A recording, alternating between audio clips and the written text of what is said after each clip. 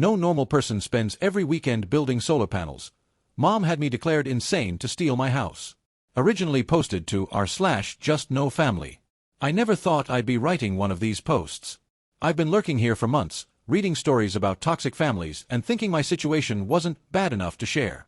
But I'm sitting in my home office at 2 a.m., hands shaking, because I just discovered my mother is actively trying to have me declared mentally incompetent. Her reason: my obsession with renewable energy proves I'm unstable. Let me back up. I'm Marcus, 30M, and I work as a renewable energy researcher at a university lab. I've dedicated the last 8 years of my life to developing more efficient solar panel technology. It's not just a job for me, it's my calling. Growing up watching documentaries about climate change, seeing the data, understanding what's at stake for our planet, it lit a fire in me that's never gone out. My mother, Helen, 52F, is a successful real estate agent who specializes in luxury properties. She's always been disappointed that I chose research over real money. She constantly compares me to my younger brother, Tyler, 28M, who works in pharmaceutical sales and makes proper money, as she puts it. Tyler is the golden child, charming, easygoing, drives a BMW, takes mom to expensive restaurants. I'm the difficult one, who thinks too much and can't just enjoy life. 2 years ago, I bought a small property on the outskirts of town using my savings and a research grant I'd won. I've spent every weekend since then converting it into a fully sustainable home. Solar panels I designed myself, rainwater collection system, geothermal heating, the works. It's my pride and joy, my living laboratory. The property value has actually tripled since I bought it, partly due to my improvements and partly because the area is becoming more desirable. Mom's been weirdly interested in my property lately. She keeps asking about the deed, suggesting I put her name on it for tax purposes, telling me I need help managing my little experiment. I always laughed it off, changed the subject. Tyler started dropping hints about how I should sell and invest in something normal. 3 weeks ago, Mom invited me to lunch. Strange, because she usually only does that on birthdays. She spent the entire meal psychoanalyzing me. Marcus, don't you think this environmental fixation is unhealthy? You're 30 years old, no girlfriend, no social life, just solar panels and research papers. It's not normal, sweetheart. I tried explaining that my work is literally helping save the planet, that I've published 12 peer-reviewed papers, that my solar efficiency breakthrough could revolutionize renewable energy. She just gave me that patronizing smile. But you're missing out on real life, honey. Tyler has such a balanced lifestyle. Maybe you should talk to someone about this obsession. Then last week, I got a call from my cousin Emma, who works as a paralegal. Marcus, this is going to sound crazy, but my firm just received paperwork about you. Your mother is filing for conservatorship. She's claiming you're mentally incompetent due to delusional environmental fixation and inability to manage your affairs.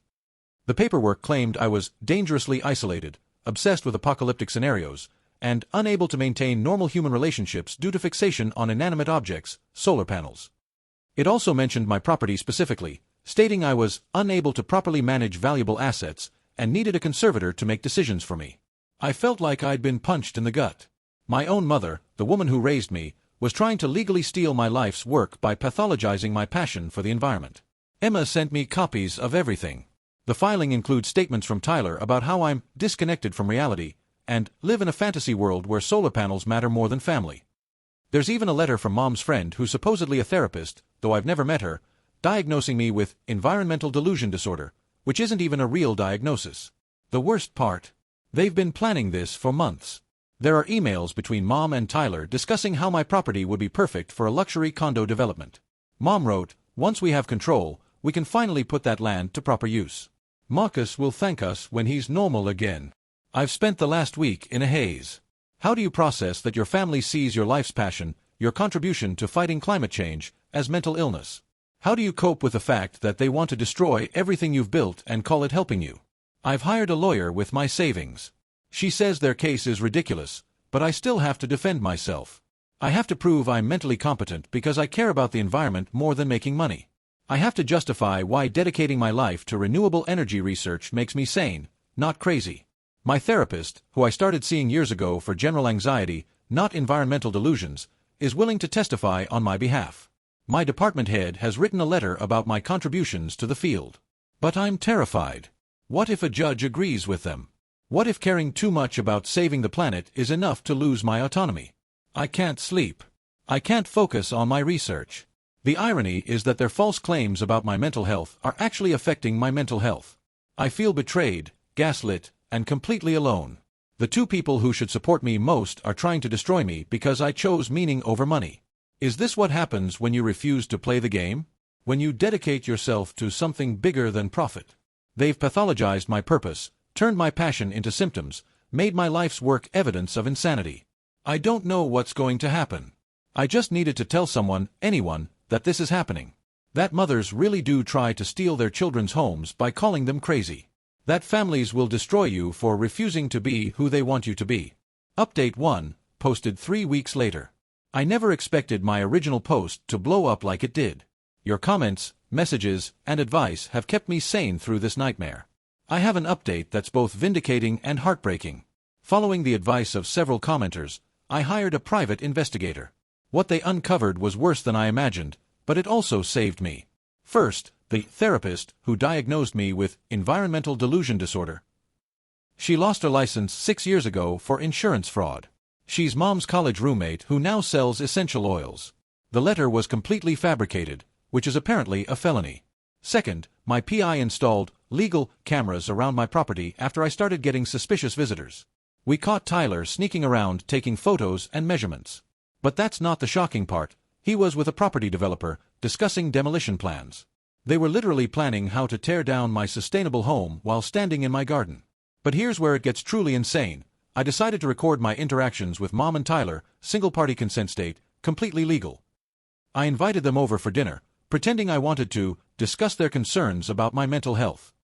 I have it all on tape. Tyler, 3 beers in, started laughing about their plan.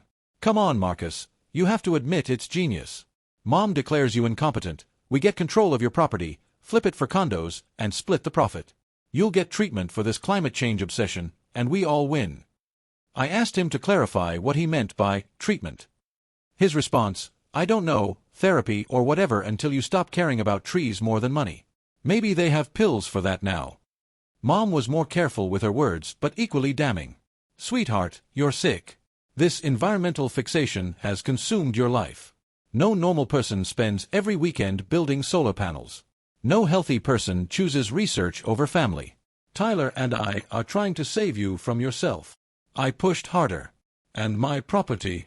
What happens to that? She didn't even hesitate. We'll put it to better use. That land could support 12 luxury condos. Think of the families who could live there, instead of your little science experiment. It's selfish, Marcus, keeping all that space for yourself and your panels. So you'd demolish my home? We'd develop the land properly. Marcus, you're not well enough to understand, but that house is a symptom of your illness. All those solar panels, the rainwater tanks, it's not normal. Healthy people don't live like that. Tyler jumped in. Plus, do you know what that land is worth now? Almost $1 million. And you're just sitting on it like some kind of environmental hermit. It's literally insane. I asked them directly, is this about helping me, or is it about the money? Mom's mask finally slipped. Why does it have to be one or the other? Yes, the land is valuable. Yes, Tyler and I could benefit from developing it. But you're the one who needs help, Marcus. You're 30 years old, alone, obsessed with solar panels. That's not a life. That's mental illness. Tyler added, besides, once you're declared incompetent, you won't even remember caring about this stuff. They'll fix whatever's wrong with your brain that makes you care more about the environment than your own family. I have all of this recorded. Every horrifying word. My lawyer says it's a slam dunk. Not only is their conservatorship case dead in the water, but we have evidence of fraud, conspiracy, filing false reports, and attempted theft by deception. The fake therapist letter alone could result in criminal charges. But I'm devastated. They weren't misguided or concerned, they were calculating and cruel. They genuinely believe that caring about the environment is a mental illness that needs to be cured. They think my life's work, my passion, my purpose is just a symptom to be medicated away. The recording also revealed something else. This isn't the first time Mom has done something like this. Tyler mentioned what she did to Uncle Robert, who apparently had his art collection seized after Mom convinced everyone he was a hoarder. I've reached out to Uncle Robert, who I haven't seen in 15 years. Turns out, Mom had him temporarily committed for obsessive collecting disorder and sold his vintage guitar collection while he was hospitalized. He never got them back. I've filed a restraining order against both of them. I've also reported everything to the police, the real estate board, and Tyler's employer. I'm done protecting them. My department has been incredibly supportive. When they heard what was happening, 3 of my colleagues offered to testify as character witnesses. My research partner, Dr. James Chen, was furious. Your mother thinks developing sustainable technology is mental illness? Does she think all of us are insane? We're literally trying to save the planet.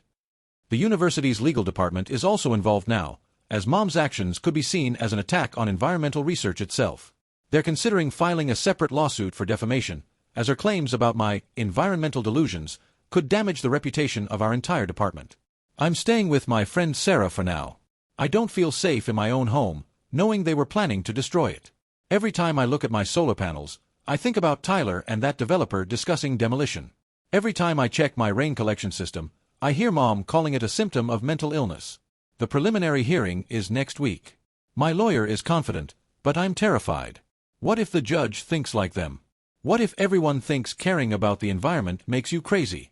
I'll update again after the hearing. Thank you all for your support. It's the only thing keeping me going. Update 2, posted 6 weeks after Update 1. The preliminary hearing was 2 weeks ago. I've needed time to process everything that happened before I could write this update. The judge threw out the conservatorship petition within 15 minutes. Mom showed up in her best real estate agent outfit, all confidence and charm.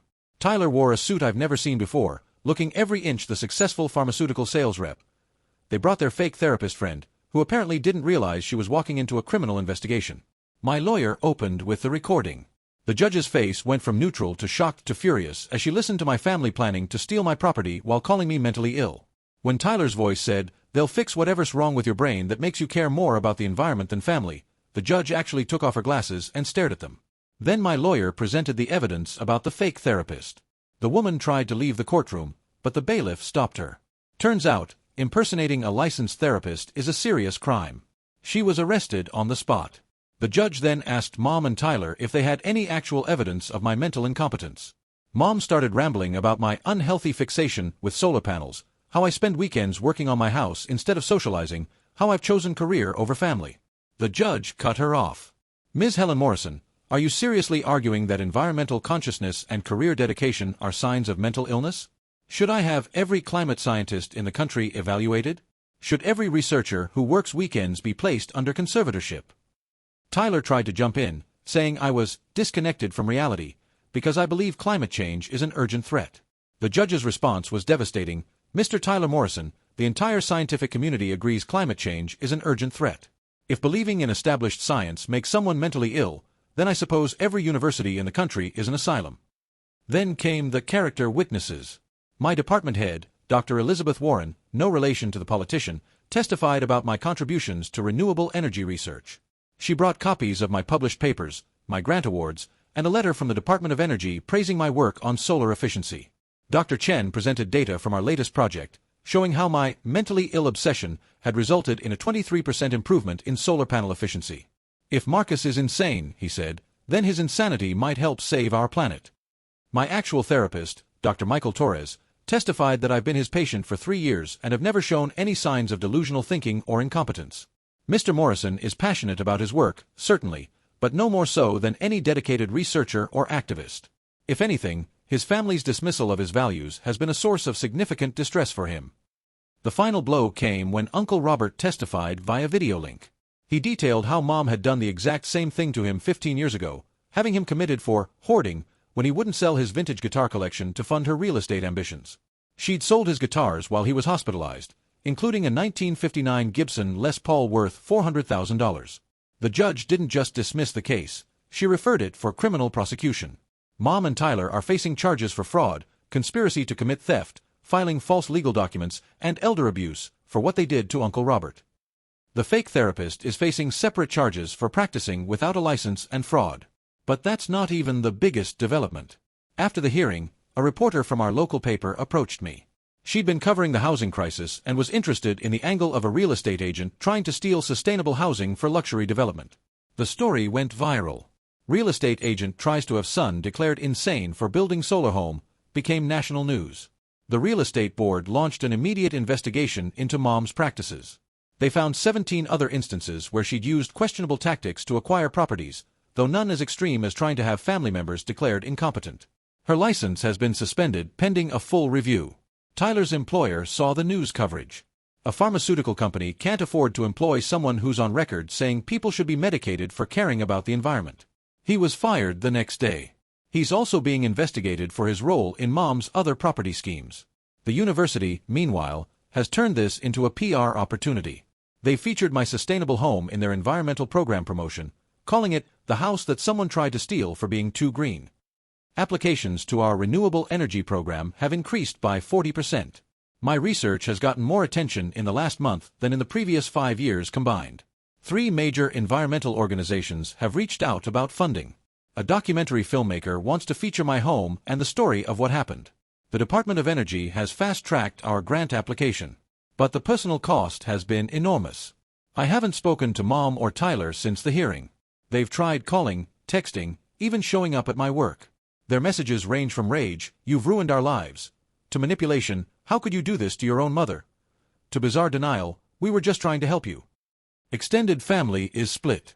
Some support me, horrified by what Mom tried to do. Others think I should have handled it privately and not destroyed the family. Aunt Linda actually said, "So what if she wanted your land? She's your mother. You owe her everything." I've increased my therapy sessions to twice a week. Dr. Torres has been helping me process the betrayal and grief.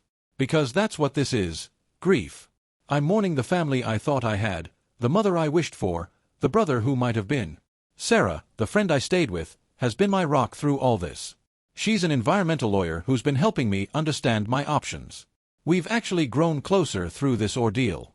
She jokes that nothing says, first date, like, my family tried to have me committed for caring about the planet. We're taking things slow, but it's nice to have someone who understands that caring about important things isn't mental illness. I'm back in my home now, with upgraded security. Every morning, I check my solar panels and remember that they're more than just technology. They're proof that purpose isn't pathology, that passion isn't insanity, that caring about our planet's future isn't a symptom to be cured. The criminal trial starts in 2 months. I'll update again after that.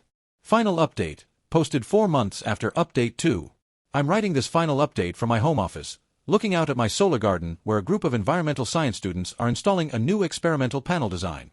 It's been a long journey since that night I first posted here, terrified that my own mother would succeed in stealing my life's work. The criminal trial concluded last month, and I finally feel ready to share how everything ended. The trial was more dramatic than I expected. Mom and Tyler had hired separate lawyers, which immediately told me their united front had cracked. Tyler's lawyer pursued a defense of manipulation by a dominant family member, essentially throwing Mom under the bus. Mom's lawyer went for diminished capacity due to stress, claiming the real estate market pressure had affected her judgment. The prosecution presented a devastating case. They'd found evidence that Mom had been planning this for over a year. She'd researched conservatorship laws, consulted with developers about my land's value, and even created a fake paper trail of concerning behaviors about me. Photos taken out of context, edited emails, fabricated witness statements from people who'd never met me. The Uncle Robert situation became a major factor. 3 other family members came forward with stories of Mom's manipulation over the years. My cousin Michael testified that she convinced his parents to sell their family farm to her at below market rate by claiming it was about to be rezoned as industrial land. It wasn't. My great-aunt Joan revealed that Mom had tried to have her declared incompetent when she wouldn't invest in one of Mom's real estate schemes. Tyler's testimony was pathetic. He claimed Mom had convinced him I was genuinely ill, that she'd shown him articles about environmental extremism being a form of mental illness. When pressed, he admitted he'd never actually read these articles. He also admitted that he stood to receive 30% of the profit from the condo development, approximately $300,000. The developer who'd been surveying my property with Tyler testified for the prosecution in exchange for immunity. He revealed that Mom had promised him first rights to develop not just my land, but 3 other properties she was in the process of acquiring through similar means. Mom took the stand on the last day. She maintained that she genuinely believed I was mentally ill, that my dedication to environmental research was abnormal and concerning. When the prosecutor asked her to explain why caring about climate change constituted mental illness, she actually said, "Normal people don't sacrifice profit for principles. That's just not how healthy minds work." The prosecutor's response was perfect. "So in your view, Ms. Morrison, anyone who chooses purpose over profit is mentally ill?" When taken to extremes, yes. Like teachers, social workers, scientists. That's different. How? She couldn't answer. The jury deliberated for 3 hours. Guilty on all counts for mom, fraud, conspiracy to commit theft, filing false legal documents, and 3 counts of elder abuse, Uncle Robert and 2 others. She was sentenced to 5 years in prison, with possibility of parole in 2 years. She's also been ordered to pay $400,000 in restitution to Uncle Robert and $75,000 to the other victims. Tyler was found guilty of conspiracy and fraud, but given his diminished culpability under maternal influence, he received 2 years probation, 500 hours of community service with environmental organizations, the judge's ironic touch, and mandatory therapy. He also has to pay me $30,000 in damages. The civil lawsuit wrapped up last week. Beyond the criminal restitution, I was awarded $630,000 in damages for intentional infliction of emotional distress, defamation, and attempted theft. Mom's insurance is covering some of it, but she'll likely have to sell her real estate portfolio to pay the rest. Mom's real estate license has been permanently revoked. She's been blacklisted from the industry. Even after she serves her sentence, she'll never work in real estate again. Tyler lost more than his job. His reputation in pharmaceutical sales is destroyed. No one wants to hire someone who tried to have his brother medicated for caring about the environment. He's now working at a grocery store, living in a studio apartment. The Mercedes got repossessed last month. But here's the part that still amazes me. 3 weeks ago, I received a letter from Mom in prison. Not through her lawyer, just a handwritten letter. For the first time in my life, she actually apologized. She wrote that mandatory therapy in prison has forced her to confront things about herself she'd never wanted to see. That she'd been raised to value money above everything, that her own mother had treated her and her siblings as investments rather than children. She realized she'd perpetuated the cycle, seeing me and Tyler as extensions of her ambitions rather than individuals with our own values and dreams. I pathologized your compassion because I'd been taught compassion was weakness, she wrote. I called your environmental work mental illness because I couldn't comprehend choosing purpose over profit. I see now that the truly sick thinking was mine, believing that everything, even my own children, should be monetized. She said she understood if I never wanted to speak to her again, but she wanted me to know that she finally understood. My work matters. My passion isn't pathology. My dedication to saving our planet is perhaps the sanest response to the world we live in. Tyler's letter came yesterday. He's been in therapy too, unpacking what he called golden child syndrome. He admitted he'd never thought for himself, just performed whatever role got Mom's approval and money. He wrote, I realized I've never actually had a genuine passion for anything. I made fun of your environmental work because I was jealous that you'd found something worth fighting for. He started volunteering at a local community garden as part of his service. He says it's the first time he's ever created something instead of just selling things. He's considering going back to school for sustainable agriculture. I don't know if I'll ever have a relationship with them again. The betrayal cuts too deep, the scars are too fresh. But there's something healing in knowing they finally understand what they tried to destroy. As for me, the attention from the trial has transformed my career. The Department of Energy approved our grant, $2.3 million for solar efficiency research. 3 major universities have offered me positions. I'm staying where I am, but with a promotion to lead researcher and a 40% salary increase. The documentary about my house and this story premiered at an environmental film festival last month. It sparked a conversation about how we pathologize people who prioritize sustainability over capitalism. I've been invited to speak at conferences about both renewable energy and family scapegoating dynamics. Sarah and I are officially together now. She moved in last month, and we're converting the garage into her home office.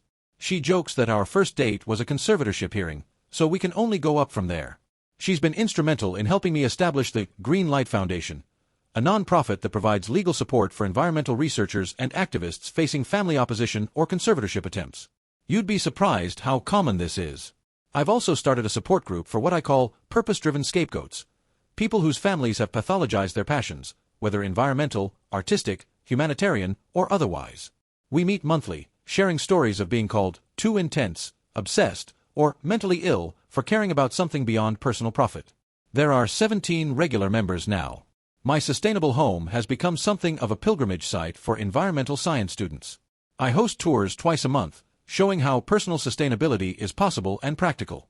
The house that Mom wanted to demolish for condos has inspired 12 similar projects in our state alone. I've reconnected with Uncle Robert. He's been rebuilding his guitar collection and teaching music to kids from low-income families. We have dinner once a month, 2 family scapegoats who survived. He says watching me fight back gave him the courage to start living again, 15 years after Mom destroyed his first collection. The irony isn't lost on me. Mom's attempt to steal my home has resulted in my message reaching millions. Her effort to silence my environmental work has amplified it beyond my wildest dreams. Her insistence that my passion was mental illness has sparked a national conversation about how we pathologize purpose-driven people. Sometimes I stand in my garden, checking the solar panels that Mom called symptoms of mental illness, tending to the rainwater system that Tyler mocked as insane. These aren't just sustainable technologies, they're monuments to surviving a family that tried to pathologize my purpose. To everyone reading this who's been called too intense, obsessed, or crazy for caring about something important, you're not mentally ill. Your passion isn't pathology. Your dedication isn't delusion. Sometimes the sanest response to an insane world is to care deeply, work tirelessly, and refuse to let anyone, not even family, convince you that your purpose is a problem to be solved. The planet needs more people obsessed with saving it. The world needs more souls too intense about justice, art, education, healing. Don't let anyone, especially family, make you believe your passion is pathology. Thank you all for following this journey. Your support, advice, and shared experiences have meant more than you know. I'm going to continue posting in the support group sub I've created, but this is my final update here. My name is Marcus Morrison. I'm 31 years old. I'm a renewable energy researcher. I built a sustainable home that my family tried to steal by calling me insane. I survived. I thrived. And I'm still obsessed with saving the planet, sanely, passionately, and unapologetically. Epilogue note from 6 months later. I'm adding this brief note because something remarkable happened yesterday. Mom completed her first year of prison therapy and was allowed to submit a statement to the parole board, though she won't be eligible for another year. She didn't ask for early release. Instead, she submitted a proposal to teach financial literacy and ethics to other inmates, specifically focusing on how greed and materialism destroy families. She cited my case as her wake-up call and requested permission to use our story as a cautionary tale in her curriculum. Tyler just completed his associate's degree in sustainable agriculture. He sent me a photo of his first successful harvest from the community garden, tomatoes grown using water conservation techniques he learned from the permaculture course he's taking. He started a blog about recovering from golden child syndrome that's gained quite a following. I won't pretend everything is healed or forgiven, but there's something powerful in watching the people who tried to destroy your purpose eventually find their own. Maybe that's the ultimate justice, not just stopping those who'd pathologize our passions, but inspiring them to discover what's worth being obsessed with in their own lives. The solar panels on my roof generated enough excess energy last month to power 3 additional homes in my neighborhood. Every kilowatt feels like vindication. Every ray of captured sunlight reminds me that they called me crazy for caring, and I cared anyway. That's the real victory. Not the money, not the vindication, not even the justice. It's that they tried to medicate my purpose away, and instead, it lit up the whole neighborhood. Stay obsessed, friends. The world needs your particular brand of beautiful madness.